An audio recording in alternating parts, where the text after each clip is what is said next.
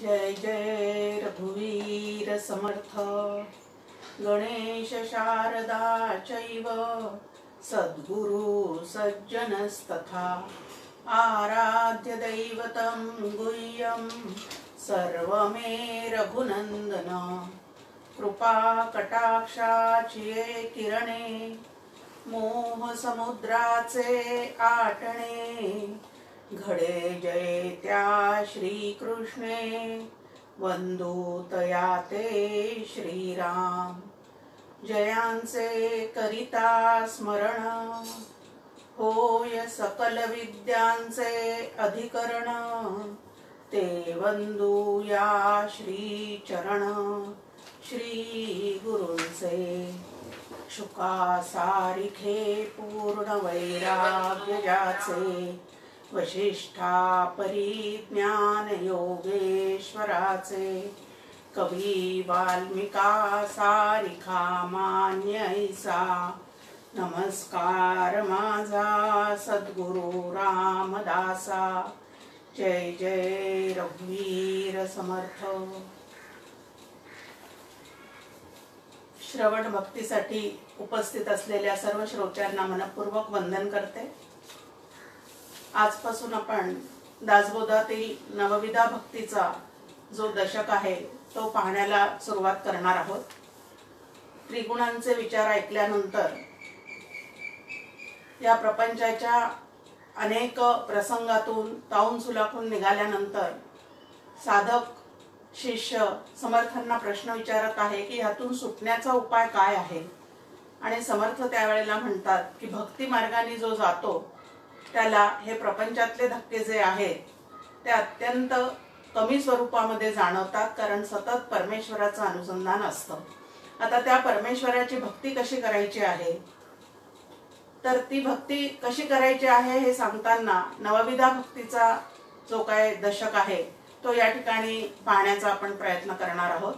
समर्थांनी अगदी पहिल्या समासामध्येच भक्तीचैन योगे देव निश्चय पावती मानव ऐसा आहे अभिप्राव ये ग्रंथी असं पूर्ण आत्मविश्वासाने या ठिकाणी सांगितलेलं आहे की या ग्रंथामध्ये जी नवविधा भक्ती मांडून ठेवलेली आहे तिचा आधार घेत घेत जो भगवंताची भक्ती करेल तो नक्कीच भगवंतापर्यंत निश्चित पोहोचेल असं आश्वासन आणि आशीर्वाद दोन्हीही समर्थांनी या ठिकाणी दिलेला आहे। सर्वात पहिली भक्ती जर कुठली असेल तर ती श्रवण भक्ती आहे। ही श्रवण भक्ती म्हणजे या नवविधा भक्तीचा पाया आहे। पूर्वीच्या काळी घर बांधत असताना पिलर्स उभारण्याची काही व्यवस्था नव्हती। त्यावेळेला आधी पय्या खणायचा आणि मग इमारत त्या ठिकाणी उभी करायची अशी पद्धत होती। हा पय्या जर व्यवस्थित खणलेला असेल आणि भरलेला असेल तर इमारत जी आहे वर उभी केलेली ती अत्यंत अनेक वर्षे पूर्णपणे त्या ठिकाणी टिकून राहत असेल। आणि म्हणून हा पय्या जो आहे तो व्यवस्थित झाला पाहिजे। मग श्रवण भक्तीचा नवविधा भक्तीचा पय्या जर कुठला असेल, भक्ती मंदिर जर तुम्हाला आम्हाला उभं करायचं असेल स्वतःच्या आयुष्यामध्ये तर श्रवण हा त्याचा पहिला पाया आहे। आणि हा पाया आपण पक्का करून घेतला पाहिजे। तसंही आपण व्यवहारातही पाहतो की मुलं ज्या वेळेला एखादी नवीन गोष्ट करायला जातात त्यावेळेला ते जरी आपलं काही ऐकण्याच्या मनस्थितीत नसले तरी सुद्धा घरातले मोठे माणसं जे आहेत, आई वडील जे आहेत ते मुलांना अनेक पद्धतीने समजून सांगतात आणि त्यांना म्हणतात अरे बाबा आधी ऐकून घे आणि मग तुला जे करायचं आहे ते कर। मग आधी ऐकून घे हे जसं आपण व्यवहारामध्ये मुलांना म्हणतो त्याप्रमाणे इकडं सुद्धा सगळे संत ग्रंथ आपल्याला तेच सांगत आहे की जी साधना करायची असेल ती तुम्ही अवश्य करा, पण पहिल्यांदा काय करा तर ऐकून घ्या। काय ऐकून घ्या तर देवाविषयी, ज्या देवाला तुम्हाला भेटायचं आहे त्या देवाविषयीचं सर्व काही श्रवण करण्याचा प्रयत्न करा। आता श्रवण हा नवविधा भक्तीचा पाया आहे असं आपण पाहिलं। मग या श्रवणाचा मुख्य विषय काय आहे तर देव हा या श्रवणाचा मुख्य विषय आहे। आणि बाकी विषय जे आहेत देवाविषयी या ठिकाणी निरूपण करत असताना सुद्धा अनुषंगिक असे बरेच विचार या ठिकाणी येऊ शकतात, प्रासंगिक विचार येऊ शकतात। पण या सगळ्यांना इथं गौणत्व आहे आणि मुख्य विषय जो श्रवणाचा आहे तो आहे देव. आता श्रवण तर करायचं आपण ठरवलेलं आहे. मग आता हे श्रवण म्हटल्यानंतर आपल्या समोर 5-6 प्रश्न या ठिकाणी येतात की श्रवण कशाचे करावे, कोणाकडून करावे, किती काळ करावे, कशासाठी करावे आणि श्रवणाचं फळ काय आहे आणि श्रवण कसं करावं इत्यादी प्रश्न आपल्या समोर एकामागोमाग उपस्थित होतात. आणि हे सांगत असताना समर्थ आपल्या समोर एक ओवी या समासामध्ये ठेवतात. ऐसे हे अवघेचे ऐकावे, परंतु सार शोधून घ्यावे, असार ते जाणवणी त्यागावे, या नाव श्रवण भक्ती. की श्रवण भक्ती म्हणजे नेमकं काय आहे तर अनेक पद्धतीचं श्रवण झाल्यानंतर त्यातून सार काय आहे, आपल्याला नेमकं हिताचं काय आहे ते आपण त्यातून शोधून काढायचं आणि त्याच्यावर आपली दृष्टी जी आहे ती पूर्णपणे त्या ठिकाणी विकसित करण्याचा प्रयत्न करायचा. आसार जे आहे ते त्यागायचं आणि सारभूत जे आहे ते अंतःकरणात साठवायचं. याला श्रवण असं म्हणतात. आता श्रवण शब्दाची व्याख्याच आपल्या समोर शास्त्रांनी ठेवलेली आहे की वेदांत शास्त्राच्या तात्पर्याचा निश्चय करणे व त्यास अनुकूल असा व्यापार करणे याला ज्ञानी लोक जे आहे ते श्रवण असं म्हणतात. परत एकदा व्याख्या सांगते. वेदांत शास्त्राच्या तात्पर्याचा निश्चय करणे व त्यास अनुकूल असा व्यापार करणे यासच ज्ञानी लोक श्रवण असे म्हणतात.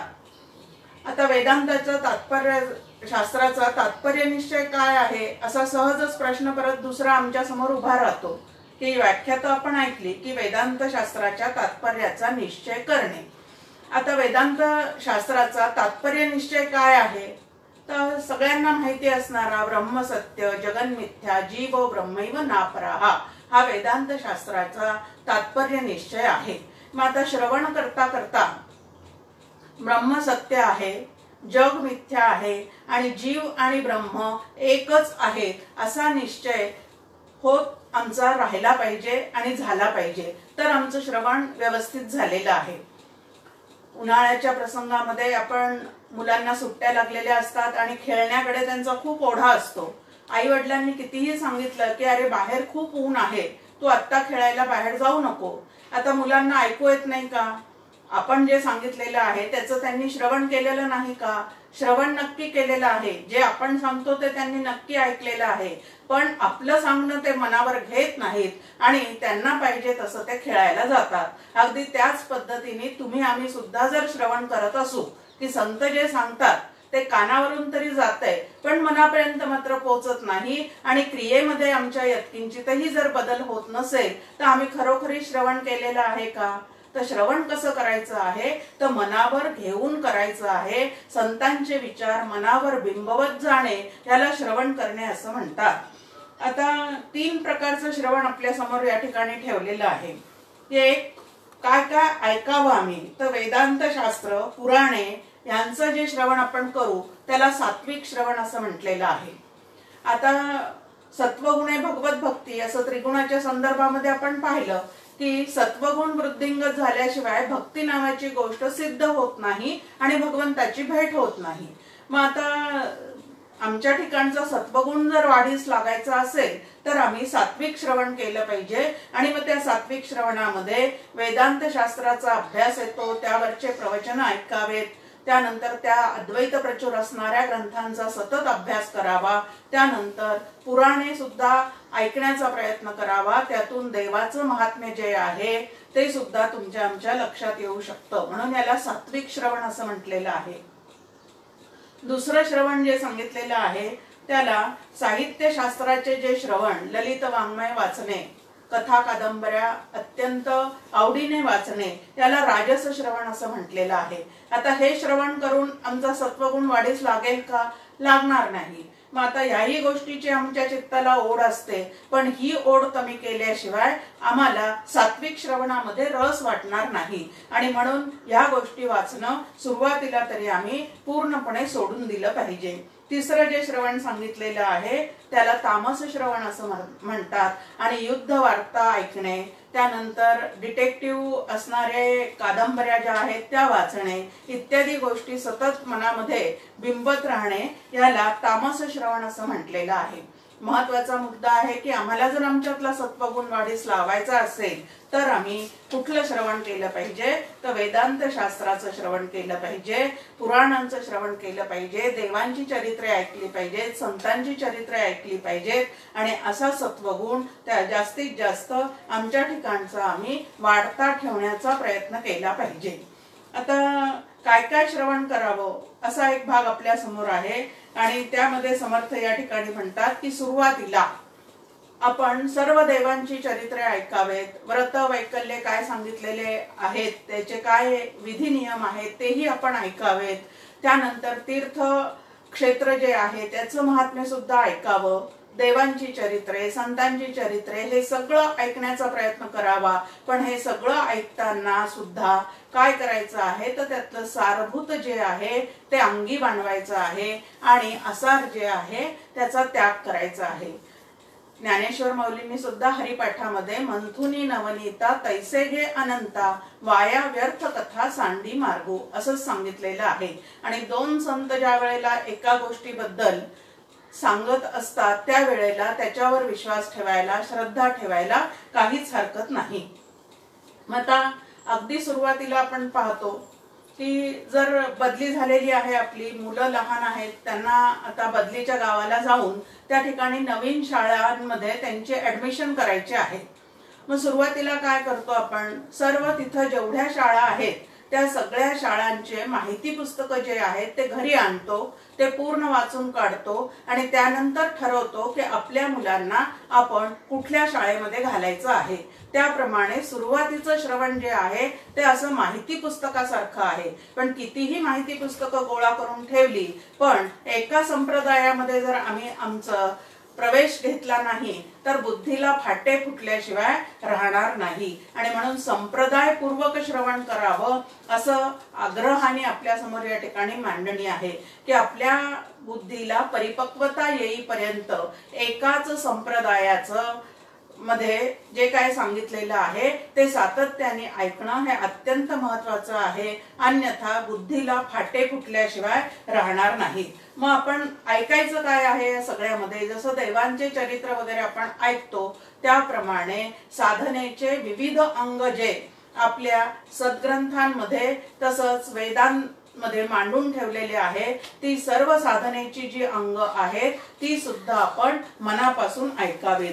समर्थांनी एका ओवीमध्येच आपण काय काय ऐकावं त्याचा या ठिकाणी उहापोह करून ठेवलेला आहे की कर्म मार्ग, उपासना मार्ग, ज्ञान मार्ग, सिद्धांत मार्ग, योग मार्ग, सिद्धांत मार्ग, योग मार्ग, वैराग्य मार्ग, एवढ्या सगळ्या गोष्टी आपण ऐकत जाव्यात असं समर्थांनी या ठिकाणी सांगितलेलं आहे.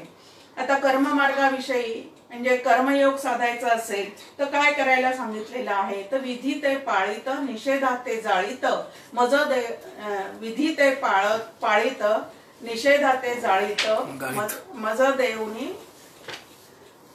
निषेधा ते गाळीत, मज देऊनी जाळीत कर्मफळे. या पद्धतीने या ठिकाणी ज्ञानेश्वर माऊलींनी सांगितलं. तसंच या ठिकाणी समर्थही आपल्याला सांगतात की लहान थोर काम काही केल्या वेगळे होत नाही. म्हणून जे काही कर्म आपल्या वाटेला आलेले आहेत ते तर अत्यंत चोख मार्गाने करावेच, पण साधना म्हणून जी आपल्याला कर्म मार्गाची दिशा दाखवलेली आहे त्या ठिकाणी सदाचाराने अखंड वागणे हे महत्वाचं आहे. आणि दुसरं म्हणजे निष्काम कर्म आपल्याला करायला सांगितलेले आहेत. सकाम कर्म जर आपण करत राहिलो तर पुण्य नक्की गाठी पडणार आहे, पण सकामतेचा आणि यांत्रिकतेचा दोष आपल्या साधनेला लागू नये यासाठी साधकांनी जपलं पाहिजे.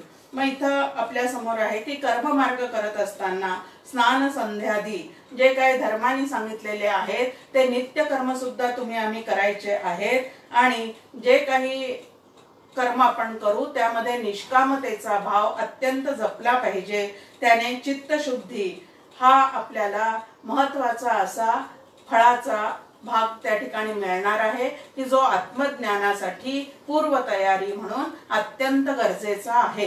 म्हणून आत्मज्ञानाची पूर्वतयारी म्हणून वेदविहित निष्काम कर्म जे आहे ते तुम्ही आम्ही करण्याचा प्रयत्न करायचा आहे. दुसरा मार्ग सांगितलेला आहे उपासना मार्ग.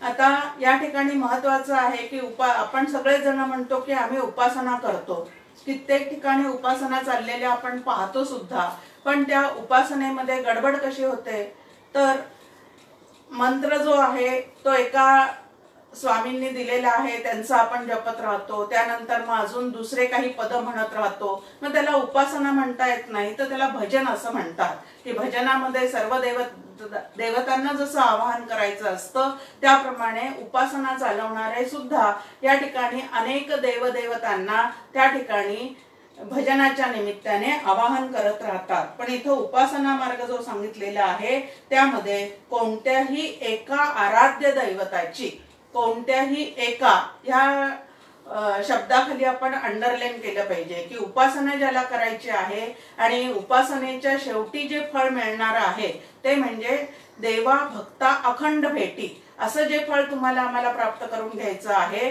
त्यासाठी देवघरात अनेक देव असले तरी सुद्धा त्या ठिकाणी त्यांची व्यवस्थित पूजा करावी, पण अंतःकरणाच्या देवाऱ्यामध्ये मात्र उपासनेसाठी कुठली तरी एकच देवता त्या ठिकाणी स्थापन करावी, म्हणजे त्या उपासनेला योग्य असं असणारं जे फळ आहे ते त्या ठिकाणी प्राप्त होतं। म्हणून कोणत्याही एका आराध्य दैवताची भजन पूजन नामस्मरण चरित्र वाचन इत्यादी पद्धतीने उपासना करायला या ठिकाणी आपल्याला सांगितलेलं आहे। आणि अशी ज्याला ज्ञानेश्वरी माऊलींनी 13व्या अध्यायामध्ये अव्यभिचारी भक्ती असं म्हटलेलं आहे। व्यभिचारी भक्ती म्हणजे वेगळ्या वेगळ्या देवतांची उपासना करत राहणे आणि अव्यभिचारी भक्ती म्हणजे एकाच दैवताला स्मरून त्याचंच भजन पूजन, त्याचंच गुण गाणे, त्याचंच नामस्मरण करणे, त्याच्या चरित्रामध्ये रममाण होणे आणि शेवटी त्याच्याशी ऐक्य पावणे, अशी ती उपासना जी आहे ती व्यवस्थित समजून घेऊन तुम्ही आम्ही केली पाहिजे। तिसरा मार्ग जो आपल्या समोर ठेवलेला आहे तो आहे ज्ञान मार्ग। आणि या ज्ञान मार्गामध्ये जीव म्हणजे काय, जगत म्हणजे काय, जगत कारण ईश्वर म्हणजे नेमकं काय आहे, त्याचं अधिष्ठान असणारं ब्रह्म जे आहे त्याचं सुद्धा स्वरूप तुम्ही आम्ही संतांच्या संगतीमध्ये बसून व्यवस्थित जाणून घेतलं पाहिजे। आणि वेदांताच्या ज्या प्रक्रिया आहेत त्या सुद्धा संत संगतीमध्ये समजून घेऊन त्यानंतर त्या प्रक्रियांचा आपल्या जीवनामध्ये आपल्या साधनेमध्ये आपण उपयोग करून घेतला पाहिजे, तरच त्या ब्रह्म नावाचं जे तत्व आपल्या समोर ध्येय म्हणून ठेवलेलं आहे वास्तविक पाहता ते आपलं स्वरूपच आहे, पण सद्यस्थितीमध्ये मात्र आपण त्याच्यापासून वेगळे पडले आहोत असं आपल्या ठिकाणी गैरसमज झालेला आहे। तो काढण्यासाठी या सर्व गोष्टी समजून घ्यायच्या आहेत आणि हळूहळू त्या ब्रह्मस्वरूपाशी म्हणजे मूळच्या स्वरूपाशी एकरूप व्हायचं आहे।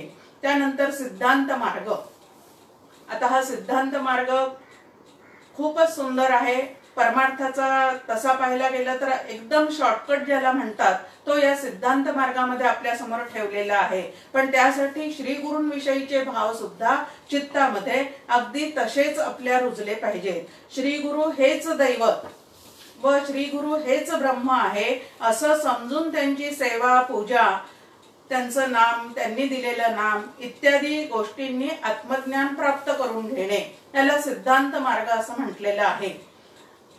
आपल्या समोर जे एक गुरुस्तोत्र ठेवलेलं आहे म्हणजे शंकरांनी पार्वतीला सांगितलेलं असं जे गुरुगीता आहे त्यामध्ये सुद्धा पार्वतीने ज्या वेळेला शंकराला प्रश्न विचारलेला आहे की ब्रह्मरूप झाल्याशिवाय खरा आनंद मिळत नाही असं सांगितलं जातं, ते ब्रह्म तर हातात येण्यासारखं नाही, दृष्टीने दिसण्यासारखं नाही, कानाने ऐकू येण्यासारखं नाही, तर मग ब्रह्मरूप होण्याची साधकाला सोय कुठली आहे। आणि त्यावेळेला श्री शंकरांनी उत्तर दिलेलं आहे की गुरुलाच ब्रह्म समजून आपण जर सर्वस्व त्यांच्या ठिकाणी समर्पित केलं तर त्या ठिकाणी ब्रह्मानंद मिळू शकतो। आपणही गुरुगीतेतला श्लोक सर्वजण नेहमीच म्हणतो, गुरुर्ब्रह्मा गुरुर्विष्णू गुरुर्देवो महेश्वरः, गुरु साक्षात परब्रह्म तस्मै श्री गुरवे नमः.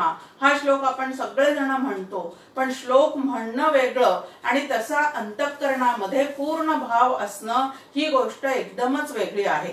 आता श्लोक आपण म्हणतो, पण आपला भाव काही त्या पद्धतीचा होत नाही.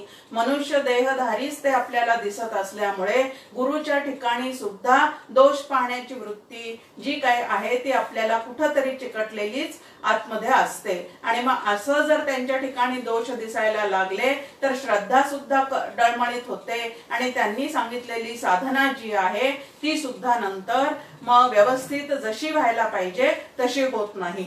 म्हणून या सिद्धांत मार्गामध्ये श्री गुरु हेच दैवत असं सांगितलेलं आहे. आपण पाहतो तुकाराम महाराजांचं उदाहरण की त्यांना स्वप्नामध्ये दृष्टांत झाला आणि स्वप्नामध्ये त्यांचा अनुग्रह झाला.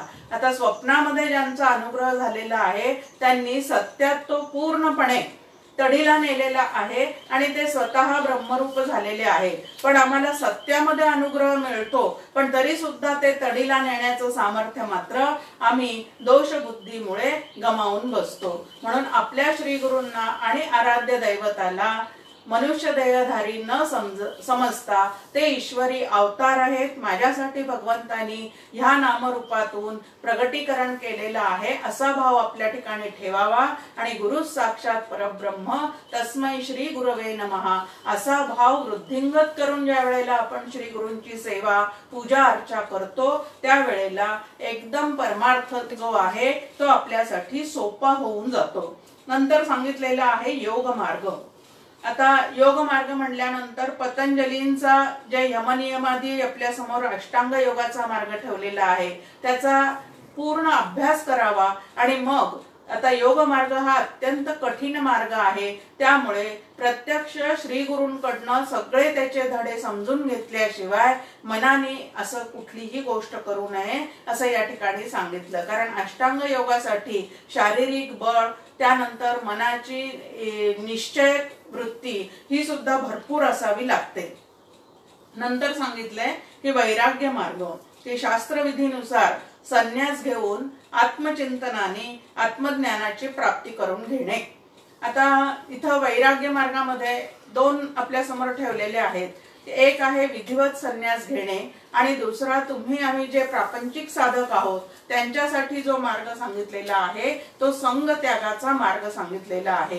कारण विवेक आणि वैराग्य अंतःकरणामध्ये रुजल्याशिवाय परमेश्वरापर्यंत आपण कुठल्याही परिस्थितीमध्ये पोहोचू शकत नाही. ज्ञानेश्वर माऊली सुद्धा म्हणतात, विवेकाची भाषणेणती वैराग्याची शिवन देखती, ते कैसे निमज जाणती ईश्वराते, की ते ईश्वर तत्वापर्यंत कधीच पोहोचू शकणार नाही, म्हणजे त्याला जाणू शकणार नाही. आणि म्हणून विवेक आणि वैराग्य हे जागृत करण्यासाठी तुम्ही आम्ही प्रयत्नशील असलं पाहिजे. आता काय काय ऐकावं याचा उहापोह झाल्यानंतर आपल्या समोर दुसरा प्रश्न आहे की श्रवण कोणाकडून करावे.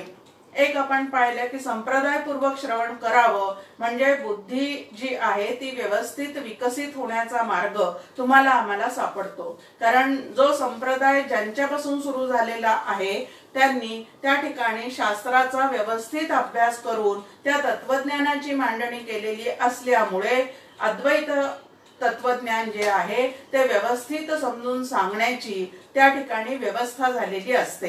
आणि म्हणून संप्रदायपूर्वक श्रवण करावं असं महत्वाचं या ठिकाणी सांगितलेलं आहे.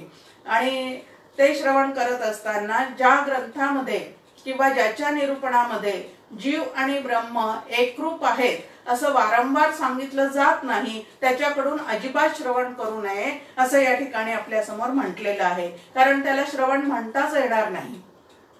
मुळातच गैरसमजुतीमुळे आपण ब्रह्मरूप असून सुद्धा जीवभाव धारण करून बसलेले आहोत आणि या जीवभावालाच खतपाणी घालणारं जर कुठं निरूपण चाललेलं असेल तर त्या ठिकाणी जीव ब्रह्म ऐक्य कधीच साधणार नाही. म्हणून जिथं जीव ब्रह्म ऐक्याचं निरूपण म्हणजे अद्वैताचं सिद्धांत ज्या ठिकाणी सातत्याने मांडले जातात असंच श्रवण तुम्ही आम्ही केलं पाहिजे.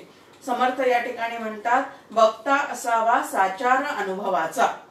प्रचितीवर अनुभवावर अत्यंत असा भर समर्थांनी दिलेला आहे की उधारीचं सांगणं किंवा पांडित्य खूप असून त्या पद्धतीने विषय मांडणं असं जरी असलं, ते ऐकायला खूप गोड वाटत असलं तरी प्रत्यक्षात साधना म्हणून मला त्याच्यातून काही मिळतंय की नाही हे तपासण्याचं काम जे आहे ते आम्ही केलं पाहिजे. आताही आपण पाहतो की युट्यूबवर म्हणा किंवा फेसबुकवर म्हणा कितीतरी प्रवचन जे आहेत ते अनेक जण अनेक पद्धतीने त्या ठिकाणी करत चाललेले आहेत. आता सगळेच जण चांगलाच आपला त्यांनी जो साधना मार्ग निवडलेला आहे त्या पद्धतीने ते जरी त्याची मांडणी करत असले तरी अनेकांचं अनेक जर मी ऐकत बसले तर माझी बुद्धी व्यवस्थित विकसित न होता त्या बुद्धीला फाटे फुटल्याशिवाय राहणार नाही. आणि म्हणून याही ठिकाणी सगळे वक्ते चांगलेच बोलत असले तरी मी माझ्यासाठी एकच वक्ता पकडून ठेवावा, जेणेकरून माझी बुद्धी जी आहे ती परमार्थाला पूर्णपणे अनुकूल करून घेता येईल. यावर या ठिकाणी आपण भर द्यायला पाहिजे. 3 प्रकारचं श्रवण या ठिकाणी सुद्धा सांगितलेलं आहे. पहिलं श्रवण जे आहे ते संत संगतीमध्ये करावं, म्हणजे अनेक संतांचं सुरुवातीला ऐकण्याचा जरूर प्रयत्न करावा. कशासाठी तर अनेक संतांकडून ज्या वेळेला या गोष्टी आपण सातत्याने ऐकत राहतो त्यावेळेला अरे एकाने सांगून जर विश्वास बसत नसेल तर 4-4, 5-5 संत ज्या वेळेला एकाच गोष्टीविषयी सांगतात त्यावेळेला तरी त्याच्यावर विश्वास बसायला काय हरकत आहे असं आपल्या मनात येतं. आणि पहिल्यांदी जे अनेक संशय तुमच्या आमच्या मनामध्ये या परमार्थाविषयी निर्माण झालेले असतात ते या संतांचे निरूपण ऐकता ऐकता ते संशय कमी कमी होण्याचा त्या ठिकाणी जो भाग आहे तो होत राहतो. त्याला आपाततः श्रवण असं म्हटलेलं आहे की अनेक संतांचं ऐकावं. पण असं अनेक संतांचं सतत ऐकत राहिलो पण त्यांनी सांगितलेलं घरी येईपर्यंत जर विसरून जात असू तर अशा श्रवणाचा तरी मला काय फायदा होणार आहे. निरूपणी हे सद्वृत्ती होते, स्थलत्याग होता सवेची जाते. या पद्धतीचं ते श्रवण चाललेलं असेल तर अशा श्रवणाचा मला काहीही फायदा होणार नाही. त्यामुळे अनेक संतांचं ऐकून मनातले संशय दूर होतात की नाही ते आम्ही तपासलं पाहिजे. मग अनेकांकडनं ज्या वेळेला एखादी गोष्ट आपण ऐकतो त्यावेळेला प्रत्यक्षात ती गोष्ट जी आहे ती मी सुद्धा प्राप्त केली पाहिजे अशी जी वृत्ती आहे ती आपल्या ठिकाणची बलवान होत जाते. आणि मग प्रत्यक्ष साधना करण्यासाठी म्हणून एखाद्या श्री गुरूंचा शोध घेतला जातो. ते दुसऱ्या पद्धतीचं श्रवण, त्याला अंगी श्रवण असं म्हटलेलं आहे की श्री गुरु मुखाने मग तत्वमसी महावाक्याचा उपदेश जो श्री गुरु करतात तो त्यांच्याकडनं घेणे, याला दुसऱ्या पद्धतीचं श्रवण म्हणजे अंगी श्रवण असं म्हटलेलं आहे. आणि तिसरं जे आहे त्याला अंग श्रवण असं म्हटलेलं आहे. आता श्री गुरूंकडनं उपदेश करून का श्रवण करून घ्यायचं आहे म्हणला तरी खूप छान एक दृष्टांत देतात त्यासाठी. त्या म्हणतात की पहा, बाजारात गेल्यानंतर काही रेडीमेड कपड्यांचे दुकानं आपल्याला दिसतात. त्या ठिकाणी आपण ते कपडे जाऊन विकत घेतो. त्या ठिकाणी आपल्याला जो काय आपल्या अंगाच्या बेताचा असा एखादा नंबर असेल तो सांगावा लागतो आणि त्या नंबरचे कपडे आपण घरात आणतो. पण असे रेडीमेड घेतलेले कपडे जे आहेत ते आपल्या अंगावर पूर्णपणे व्यवस्थित बसतात का? साधारण आपल्या मापाचे असतात पण पूर्णपणे ते व्यवस्थित आपल्या अंगावर बसत नाहीत. मग आता अशा वेळेला आपण काय करतो, परत ते आपल्या मापाचे करण्यासाठी एखाद्या चांगल्या टेलरकडे जातो, आपलं माप त्याला देतो आणि ते व्यवस्थित करून घेतो. मग आता रेडीमेड कपड्याचे दुकानं ज्या पद्धतीचे आहेत त्या पद्धतीने हे रेडीमेड कपड्याचे म्हणजे अनेक संतांचं ऐकणं असं त्याला म्हटलेलं आहे. आणि अंगी श्रवण म्हणजे आपल्या मापाचं व्यवस्थित जे काय आहे ते त्या टेलरला एखादा कपडा देणे आणि आपल्या बेताचा आपल्या मापाचा असा एखादा अंगरखा आपण आपल्यासाठी शिवून घेणे, म्हणजे आपल्या पुरतीची जी साधना आहे. अनेक संतांचं ऐकल्यानंतर अनेक साधनेचे मार्ग आपल्याला मिळतात पण प्रत्यक्षात आपल्या अधिकारानुसार आपल्याला परमार्थ क्षेत्रामध्ये पुढे जाण्यासाठी कुठली साधना यातली जास्तीत जास्त आपल्याला करता येऊ शकते ते जे आहे ते श्री गुरु ओळखतात. आणि अधिकार तैसा करू उपदेश असा त्यांचा बाणा असल्यामुळे आपल्याला योग्य असणारी साधना जी आहे ती त्यांच्याकडून मिळते. आणि म्हणून श्री गुरु करणं हे अत्यंत आवश्यक आहे. श्री गुरु मुखाने तत्वमसी महावाक्याचा उपदेश, हे याला यथार्थ श्रवण असं म्हणतात. आणि तिसरं जे आहे त्याला अंग श्रवण, म्हणजे संतांकडनं जे ऐकलेलं आहे, श्री गुरूंकडनं जे ऐकलेलं आहे त्याच्यावर वारंवार वारंवार मनन करून आपण आपल्या ठिकाणी ते रुजवून घेणे, विचारपूर्वक सतत ते रुजवून घेण्याचा प्रयत्न करणे, याला अंगश्रवण असं म्हटलेलं आहे. तुकाराम महाराज त्या संदर्भामध्ये म्हणतात, तुका म्हणे होय मनाशी संवाद, आपुलाच वाद आपणाशी, की आपणच आपल्याशी, आपल्याला सवयी असते आपल्याच मनाशी आपण बोलणं, मग नको त्या गोष्टी कितीतरी बोलत राहतो. त्याच्यापेक्षा आपल्या हितासाठी म्हणून जे आवश्यक आहे त्याचा संवाद, अरे श्री गुरूंनी असं सांगितलेलं आहे, अरे या ग्रंथामध्ये ज्ञानेश्वर माऊलींनी असं सांगितलेलं आहे, नाथ महाराजांनी या ग्रंथातून असं सांगितलेलं आहे, असा विचार करत करत स्वतःला घडवण्याचा प्रयत्न करणे, याला परमार्थ साधना असं म्हणतात. आणि ही साधना करण्यासाठी श्रवण जे आहे ते अत्यंत आवश्यक आहे. समर्थ आपल्या समोर म्हणतात, न जाणता कोटीवरी साधने केली परोपरी, तरी मोक्षाचा अधिकारी होणार नाही. मग जी काही साधना तुम्हाला आम्हाला स्वीकारायची आहे ती साधना करण्यापूर्वी अशा सद्गुरूंची, संतांची भेट घ्यावी, काही काळ त्यांच्या ठिकाणी श्रवण करण्याचा प्रयत्न करावा आणि मग त्या ठिकाणी आपल्या परमार्थाच्या प्रवासाला निघण्याची तयारी पूर्णपणे होऊन जाते. आता नंतरचा प्रश्न आहे आपल्या समोर की श्रवण किती काळ करावे. समर्थ छान दासबोध ग्रंथामध्ये म्हणतात, थांबा थांबा ऐका ऐका, आधीच ग्रंथ सोडू नका. ग्रंथ हा आधीच तुम्ही सोडू नका. कुठपर्यंत सोडू नका, तर निर्गुण परब्रह्म अंतरी बिंबेपर्यंत हा ग्रंथ तुम्ही खाली ठेवू नका. चातुर्मासात तो ग्रंथ वाचायला घेतला, एकदा वाचून पूर्ण झाला. आता एकदा वाचून मला सगळ्या काही त्यातल्या विचारांची अंमलबजावणी जीवनामध्ये करता आलेली आहे का, असं जर आपण पाहिलं तर लक्षात येतं की खरोखरीच काहीच जमलेलं नाही. कितीतरी ओव्या वाचता वाचताच निसटून गेलेल्या आहे. आणि म्हणून अगदी शेवटच्या समासामध्ये समर्थ म्हणतात की 20 दशक दासबोध, श्रवणद्वारे घेता शोध, मनन करत्यास विशद परमार्थ होतो. की ह्या परमार्थाचे सर्व अंग जाणून घेण्यासाठी हा 20 दशक असणारा जो दासबोध आहे तो वर्षातून एकदा पारायण जरूर करावं. पण त्यानंतर मात्र एक समास त्याचा अर्थ, एक ओवी त्याचा अर्थ, ह्या पद्धतीने तो समजून घेत घेत मग आपला परमार्थ या ठिकाणी पूर्ण होऊ शकतो.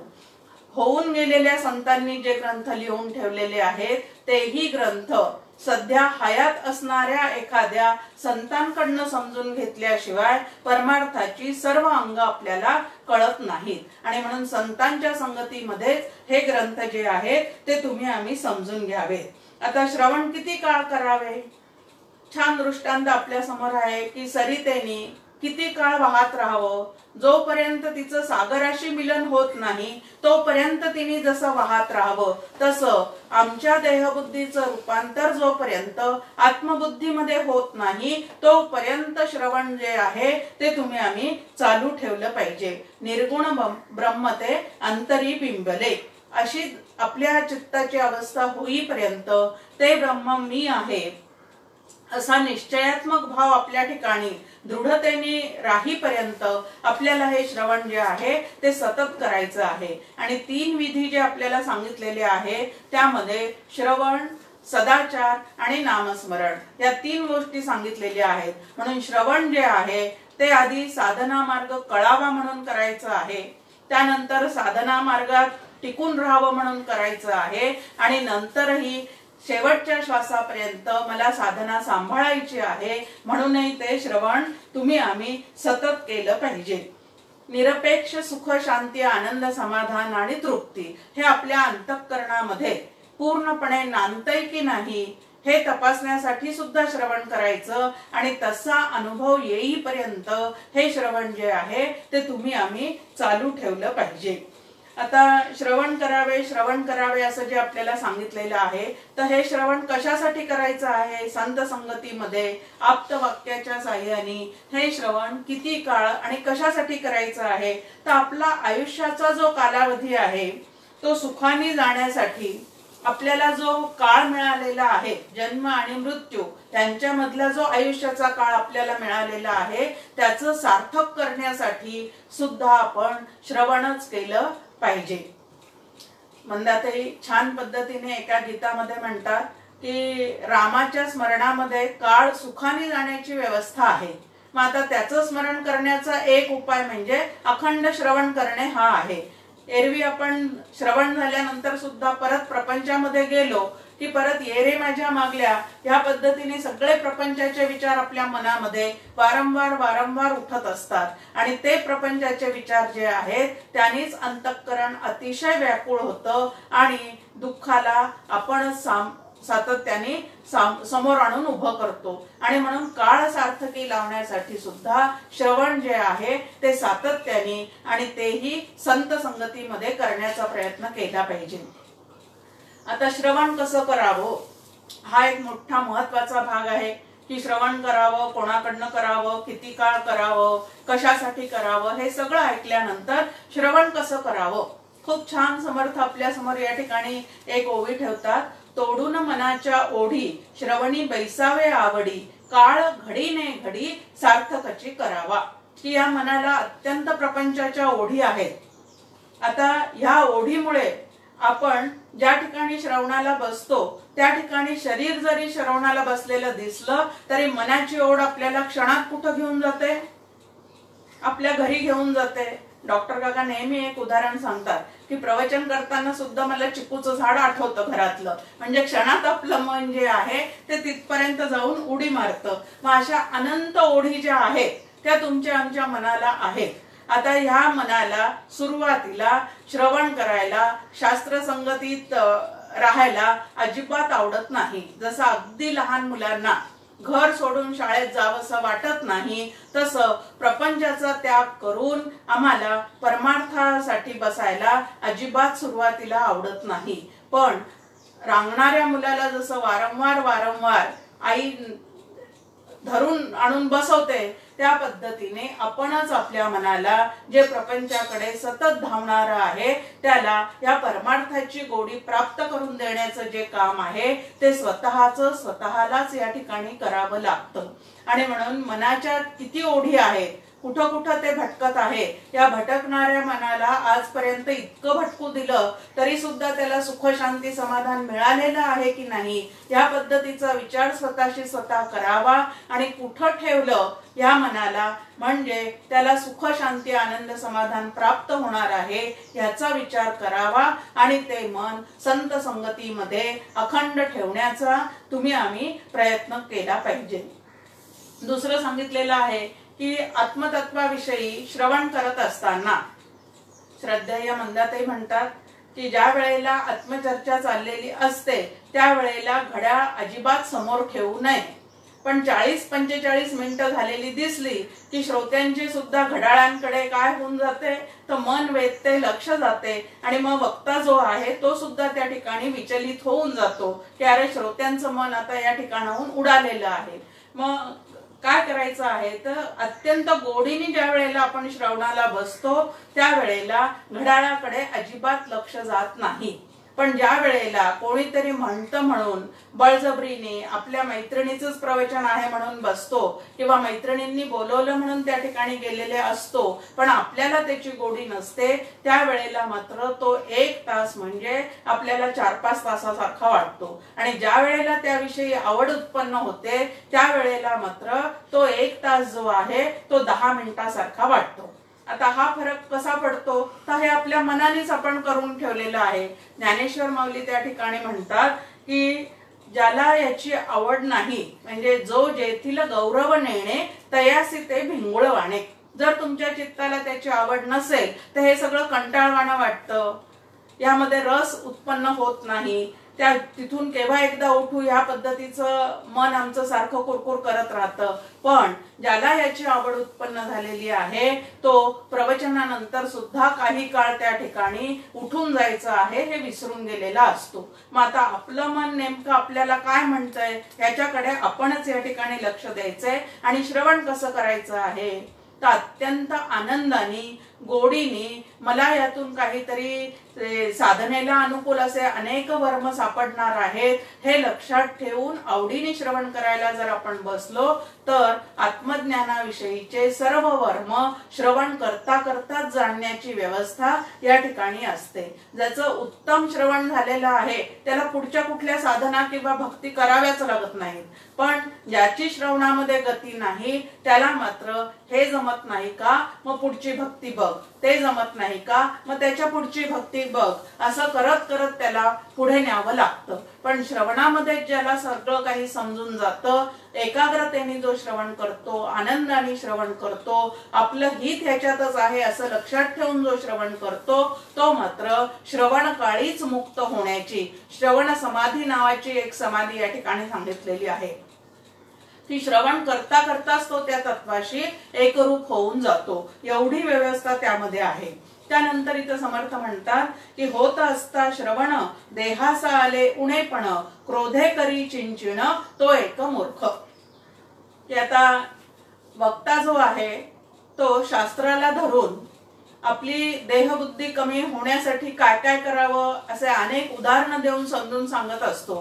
त्यातले ते उदाहरणं ऐकत असताना श्रोत्याला जर वाटत असेल की हे माझ्यावरूनच सांगितलेलं आहे, माझेच दोष या वक्त्याला दिसतात, असं म्हणून तो जागच्या जागी जर चिडचिड करत असेल की आपल्या देहाला उणेपण आलं म्हणून जर त्याची चिडचिड होत असेल तर असा श्रोता काही बरोबर नाही. म्हणून समर्थ म्हणतात होत असता श्रवण देहास आले उणेपण क्रोधे करी चिंचिण तो एक मूर्ख. मी म्हणत नाहीये, समर्थ म्हणतायत तो एक मूर्ख. की क्रोधे करी चिंचिण आपल्यावरून ते उदाहरण जणू काही यांनी दिलेले आहेत असं त्या वक्त्याविषयी गैरसमज करून घेणारे काही श्रोते असतात. पण मला नक्की माहितीये की माझं जे प्रवचन ऐकणार आहे त्यातला एकही श्रोता असा नाहीये. त्यानंतर हे श्रवण कशासाठी करायचं आहे तर जेथे नाही श्रवण स्वार्थ तेथे कैचा हो परमार्थ, असं समर्थ आपल्याला विचारतात. की या श्रवणाचा स्वार्थ जर आपण साधला नाही, श्रवणाचा स्वार्थ म्हणजे मी कोण आहे, जग कसं बनलेलं आहे, परमेश्वर म्हणजे नेमकं काय आहे, या सगळ्या गोष्टी संत संगतीमध्ये जर आम्ही व्यवस्थित समजून घेतल्या नाहीत तर आमचा परमार्थ कधीही पूर्णतेला जाण्याची व्यवस्था होऊ शकणार नाही. कारण परमार्थ जो आहे तो विचारांचा आहे. शास्त्रशुद्ध विचार करूनच आम्हाला आमच्या स्वरूपाची प्राप्ती होऊ शकते. मग आता शास्त्रशुद्ध विचार करण्या इतकं चिंतन आमचं कुठं घडणार आहे तर संत संगतीमध्ये बसून निरूपण ऐकत ऐकतच ते तुमच्या आमच्या ठिकाणी घडणार आहे. पण ही व्यवस्था ज्याला पटत नाही तो मात्र परमार्थामध्ये कधीही पुढे जाऊ शकत नाही. आमची आपली भक्ती बरी या पद्धतीने तो सतत काही न काहीतरी करत राहतो, पण प्रत्यक्षात जे परमार्थाचं फळ आहे निर्गुण परब्रह्म अंतरी बिंबणे ते मात्र त्याला होऊ शकत नाही. सर्वत्र व्यापून असणारा भगवंत जोपर्यंत आम्हाला दिसत नाही तोपर्यंत आमचा परमार्थ हा पूर्ण झाला असं आपल्याला म्हणता येत नाही. आणि म्हणून सर्वाभूती असणारा परमात्मा जो आहे तो कसा बघावा याचं जे काही वर्म आहे ते संत संगतीतल्या प्रवचनानेच तुमच्या आमच्या ठिकाणी पूर्णपणे उदयाला येऊ शकतं. म्हणून अत्यंत एकाग्र चित्ताने या संत संगतीमध्ये श्रवण केलं पाहिजे. एक छान उदाहरण नाथ महाराज आपल्याला देतात की अध्यात्माचे श्रवण कसं करावं. ते म्हणतात की एखाद्या यात्रेमध्ये जत्रेमध्ये एखादी महिला गेलेली आहे, तिचं एक 2-2.5 वर्षाचं मूल आहे. आता यात्रा म्हटल्यानंतर एखाद्या देवळाच्या समोर भरलेली ती जत्रा पाहिल्यानंतर तिथं अनेक असे दुकानं खेळण्यांचे लागलेले असतात. त्या मुलाचं सहजच लक्ष तिकडं जातं आणि आईला एखादी मैत्रीण भेटावी ती त्याच्याशी बोलत असताना हात कधी सुटून जातो आपल्या मुलाचं ते तिच्याही लक्षात येत नाही आणि खेळण्याच्या ओढीने ते मूल जे आहे ते आईपासून दूर जातं आणि त्या खेळण्याकडे आकर्षित होऊन त्या दुकानाकडे रेंगाळत राहतं. आणि ज्या वेळेला आईच्या लक्षात येतं की अरे आपलं मूल आता आपल्या जवळ नाही, त्यावेळेला ते मूल परत दृष्टीला पडावं किंवा बाई तुझं मूल इथं आहे असं कोणीतरी त्याला तिच्या कानात येऊन सांगावं, ह्याची तिला जेवढी ओढ आहे तितकं आत्मज्ञानाविषयीची जी निरूपणं आहेत ती ऐकताना आमच्या चित्ताची त्या पद्धतीची ओढ असली पाहिजे. आणि ती ओढ नसेल तर मग एक सात्विक करमणूक एवढाच या प्रवचनांचा दर्जा राहतो की 1 तास ना आमचा खूप छान गेला. आता असा 1 तास छान जाण्यासाठी काही असलं प्रकार नाहीये, तर संपूर्ण आयुष्य आमचं गोड व्हावं म्हणून ही निरूपणे जी आहेत ती तुम्हाला आम्हाला ऐकायची आहेत. समर्थ रामदास स्वामी छान आपल्या समोर एक त्यांच्या अभंगामध्ये सांगतायत आपल्याला की पतित पावना जानकी जीवना वेगे माझ्या मना पालटावे. कशासाठी आम्ही श्रवणाला बसणार आहोत, तर माझ्या मनामध्ये जे काही चुकीचे संस्कार झालेले आहेत ते सगळे गळून पडावेत आणि नवीन विचार जे आहेत शास्त्रशुद्ध पद्धतीचे ते माझ्या अंतःकरणात रुजावेत. म्हणून आपण श्रवणाला बसतो आहोत हे आपण लक्षात घेतलं पाहिजे. समर्थ रामदास स्वामी या ठिकाणी खंत व्यक्त करतात.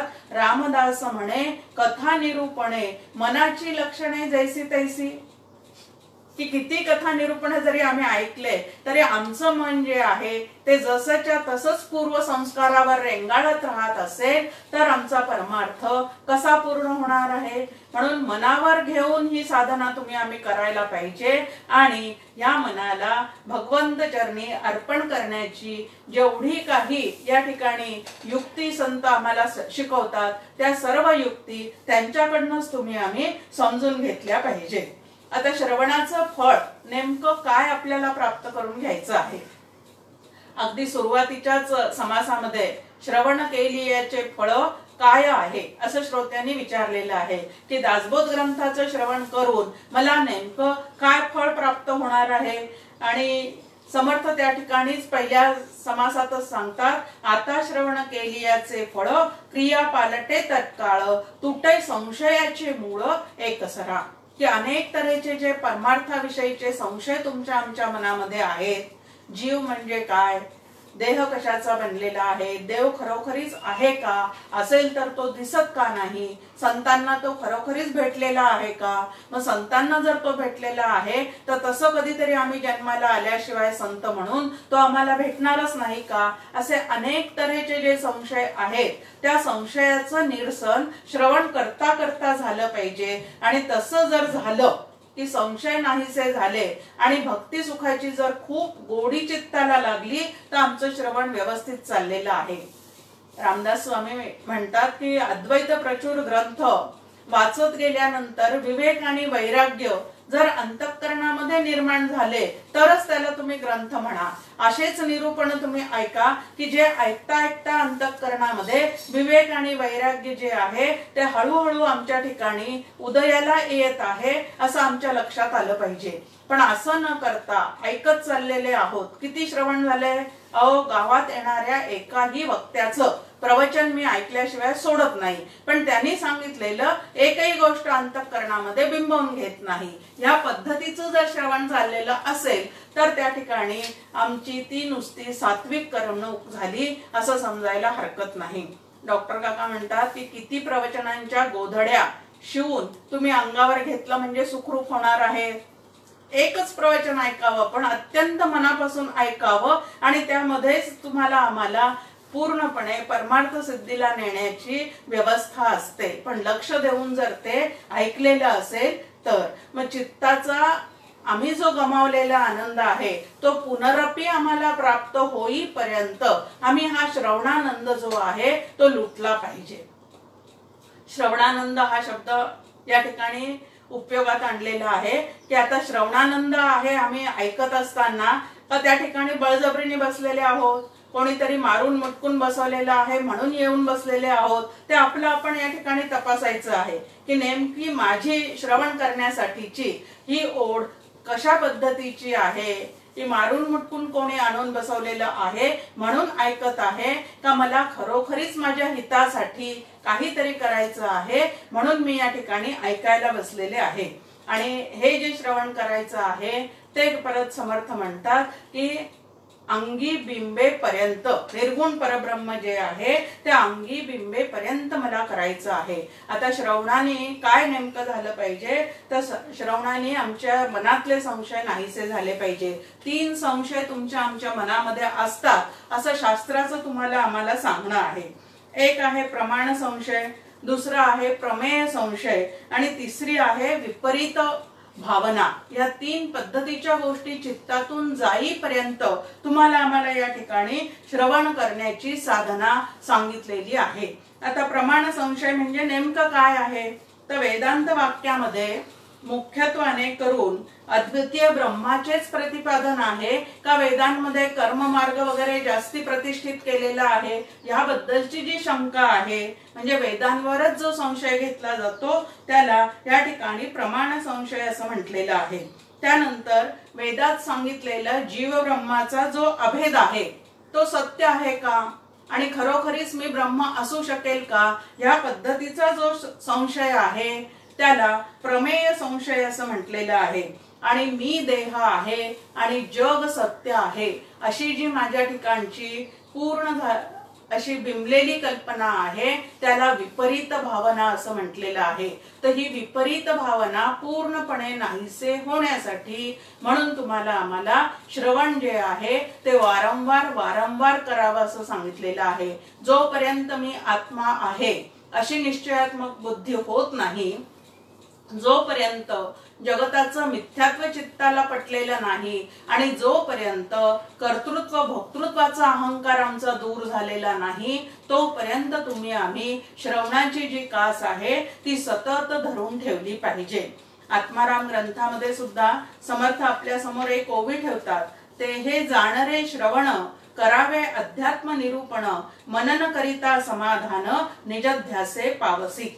की श्रवणाचं नेमकं फळ काय आहे, तर अध्यात्म निरूपण जे आहे ते त्या ठिकाणी चाललेलं असतं आणि ते अध्यात्म निरूपण ऐकता ऐकता माझ्याच आतमध्ये व्यापून असणारं जे आत्मतत्व आहे त्याची माझी ओळख व्हावी असं या ठिकाणी सांगितलेलं आहे. आता श्रवण, मनन आणि निदिध्यासन असं 3 ज्या गोष्टी आहेत त्याला अंतरंग साधन असं म्हणतात. आता श्रवणासाठी तरी 2 जण लागतात, पण मनन आणि निदिध्यासनासाठी मात्र आपला प्रवास आपल्यालाच या ठिकाणी करायचा आहे. तर श्रवणामध्ये वक्ता पण पाहिजे आणि श्रोता पण पाहिजे, पण मननामध्ये आपलंच मन आपल्याशी संवाद साधण्यासाठी योग्य पद्धतीने तयार झालेलं असलं पाहिजे. आता जोपर्यंत श्रवण घडलेलं नाही तोपर्यंत मनन होणे, व्यवस्थित होणे शक्य नाही आणि मनन केल्याशिवाय निदिध्यास लागणे शक्य नाही. एक उदाहरण समजा आपल्या समोर की एखादं खूप छान असं प्रदर्शन लागलेलं आहे, त्या प्रदर्शनाविषयी आधी कोणीतरी जाऊन आलेला जो असतो तो येऊन आपल्याला सांगतो, म्हणजे आपण त्याचं श्रवण करतो आणि ते आपल्याला सांगतात अतिशय सुंदर सुंदर अशा त्या ठिकाणी वस्तू आलेल्या आहेत, खूप माफक किमतीमध्ये आहेत, असं 1-2 मित्रांकडनं मैत्रिणींकडनं आपण ऐकल्यानंतर एकदा आपल्याला ते जाऊन पाहावंसच वाटतं. म्हणजे त्यांनी 2दा-3दा ते सांगितल्यानंतर म्हणजे आपण श्रवण केल्यानंतर मनामध्ये तो विचार घोळत राहतो आणि अरे ते आपल्याला सांगतायत ना, मग एकदा तरी आपण जाऊन पाहावं असं ते मनामध्ये रेंगाळत राहतं. त्याला मनन असं म्हणतात. आणि ते मनन सुरू असताना मग कधीतरी वेळ मिळाला की आता आपण ते तिथं जाऊन काहीतरी घ्यावंच हा निदिध्यास त्या ठिकाणी निर्माण होतो. की नुसतं जायचं नाही तर त्यांनी सांगितलंय तिथं माफक दरामध्ये त्या वस्तू मिळतायत, त्यातली एक तरी वस्तू आता आपण आपल्या घरच्यासाठी घेऊन यायचीच. या पद्धतीने आधी ऐकतो, मग त्याच्यावर विचार करतो आणि मग प्रत्यक्षात जाऊन घेतो. या पद्धतीने श्रवण, मनन आणि निदिध्यासन या गोष्टीशिवाय आपल्याला परिपूर्णता परमार्थामध्ये लाभत नाही. श्रवणा वाचून मनन होत नाही, मनना वाचून निदिध्यास होत नाही आणि निदिध्यासा वाचून आपल्याला पूर्ण स्वस्वरूपाचं ज्ञान होण्याची शक्यताच नाही. आणि म्हणून श्रवण, मनन आणि निदिध्यासन.